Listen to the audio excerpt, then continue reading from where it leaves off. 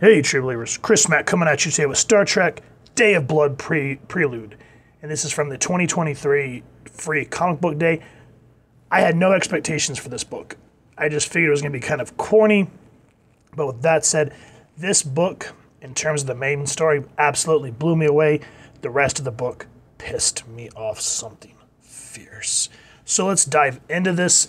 If you've watched The Next Generation and watched Deep Space Nine and Voyager, you're going to be okay in terms of the mythology that the writers dive into on this book. I've read some of the novels here and there and a few comics through the years, so I need to get caught up on the main story that IDW is doing. So writing is Jackson Lanzig and Colin Kelly and Christopher Cantwell, drawn by Mike Freehan, colors by Lee Lorridge, letters by Clayton Cowles. And yeah. There's that. I don't want to talk about that. And then we'll come down here and talk about the cover artists and the editors, blah, blah, blah, blah, blah, blah. So we're focusing on this ship called the USS Santa Cruz. And what happens is the captain, oh God, I can't remember his name off the top of my head, but they're talking about what is honor. And you come to find out it's the captain of the Santa Cruz, which I'll try to find his name here in a second. And this Captain Meyerson, there it is. And then this guy's name, Valcor. He says, in the Klingon heart, there's only one way. Honor is life, resilience, courage. And as for you, for who decides, that is the very question our Emperor hoped to answer for you by inviting you to this festival. For while your Federation may have billions of opinions, there's only one Klingon heart. And so it's just kind of, whew, yeah, that's how a Klingon would talk. And in this opening splash page of this festival, everyone chanting, talking about the story of Kahless and Molar, and how Kahless forged the first bat'leth made of light that slew Molar, who was oppressing the Klingon Empire.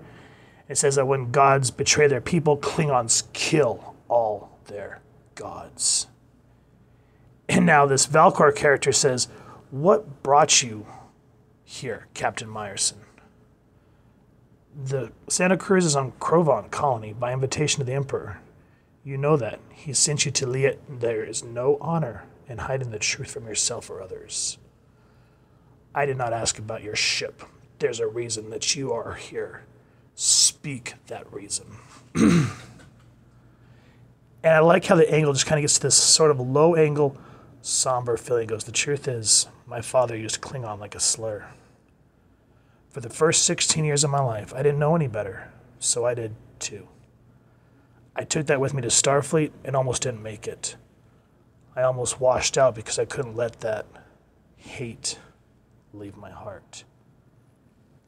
Excellent way to go back to the Tiberius era when the Klingons were at war with the Federation. Because if you recall from the Undiscovered Country, which was Star Trek VI, when there was the accords for the Klingon to join the Federation, they were at war with one another, and Spock said that they would help, but Kirk was really opposed to it. And that one famous line where he looks Spock deadpan in the face and says, "Let them die," because on top of being at war with them forever and ever, they were also responsible for the death of his son David. During the search for Spock. So you can kind of see how there's this old bigotry in terms of the boomers of the Federation. And so that this Captain Meyerson says, so I learned the language, studied your history, I sought understanding. Recovery is a lifelong journey. Seeing this day, call it one step on that path. And this Valcor character says, Kahless teaches us that the broken blade can be twice as strong. I thank you for your final truth. And why these people are chanting, you see, in the sky, we aren't betrayed. And we see these warbirds that are part Romulan, part Klingon. And the Santa Cruz can't penetrate the shields, can't figure out what's going on. And a lot of betrayal happens really quickly. This guy says, you see, my name's not Valcor. And you find out who this character is, and it's someone that we've known a long time, and for some of us have hated. And it kind of goes to this sort of logical conclusion. Now, I don't want to spoil who this character is. However, let's talk about the art real quick. For the most part, the coloring's really good. The pencils are great. I just kind of wish when you look at it, I wish that the shadows were a little bit deeper, a little more noirish feeling. Because for Betrayal, I kind of feel like this book is a little too bright. Though I do like the tonal change when the Santa Cruz tries to escape, or at least try to help the people. That's when the coloring really starts to shine and show what's going on, because there's two characters here that we've known for a long time. One we kind of hate and one that we understood, but now we don't know what to believe. And that's kind of what this Day of Blood is revolving around. So I can't wait. I wish that there was more, because that's one thing about Free Comic Book Day books that I hate, is that they're so damn short. But I'm thinking, oh, they could have added more. I sometimes wish that these Free Comic Book Days would just let it be a full comic instead of a couple of pages, because I grabbed this. Now let's remember it's free. Cool beans. So if you guys want to read it, pause that at your convenience, check it out. I'm actually going to be calling a comic shop to actually have them pick all this up for me, because I'm invested. I'm a longtime Star Trek fan. This ties into a lot of what I've known from Klingon lore and Star Trek lore, so I am all about it. But with that said, when I said this book pissed me off as the first half, talking about the Day of Blood, fuck yeah, I'm like, let's do it. And then they decide to fill the rest of the book with an excerpt from Lower Decks.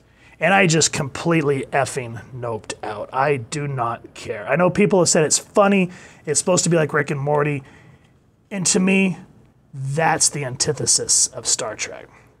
Yeah, what I like about Star Trek is how what's funny for the most part is the dry humor and the deadpanness, as where if they just kind of go completely hokey, I don't care. There's a time and a place, and just in the Star Trek universe, it does not work for me. So if you like Lower Decks, more power to you, but I absolutely couldn't stand it. And when I saw that this is what they decided to fill the book with, I was like, oh, come on, I don't care. Rick and Morty's enough. I don't need effing Lower Decks. So the Day of Blood stuff, hell yeah, I'm going to be reading that. But to have a slap in the face at the end and have that Lower Deck shoehorned into here, especially when they don't say anything about it here, it's just kind of like false advertisement in a way to me. But Day of the Blood, I'm all about it. Want to read more about it, and as I pick it up, we'll go through it. So guys, if you've enjoyed what you've seen, please, first and foremost, go to your local comic shop and see if they have any leftover Free Comic Book Days, because that's kind of how this was. I didn't get a chance to go to Free Comic Book Day, but thankfully my shop had a bunch of these left over, so I grabbed one because I'm Star Trek nuts. So seeing that, I was like, hell yeah. And I plan to get the rest of it. Now, if you've enjoyed this review, we really would appreciate it if you take a moment to like, share, and subscribe. Helps the club channel more than you could possibly know. And if you wouldn't mind hitting that fancy little Enterprise bell next to subscribe, that way we continue to upload content. You guys will get notified. Come to the channel, and we love talking with you all and hearing your thoughts and feedback down in the comments below, or our social media pages, which I'll make sure to leave the links down in the description. So with all that said, I hope you all continue to have an absolutely amazing day reading, and happy hunting, true believers.